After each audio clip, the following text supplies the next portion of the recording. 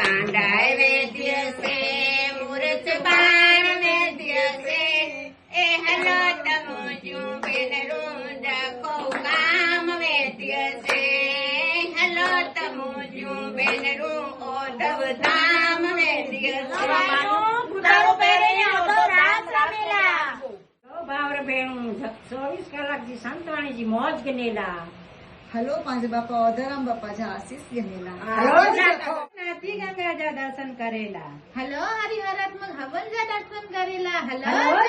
બેણું જખો ઓધો ધામ बापा पंजे राजमहल में बनेता हलो पावनी के वधायला हलो અવસર આંગણે આનંદ જો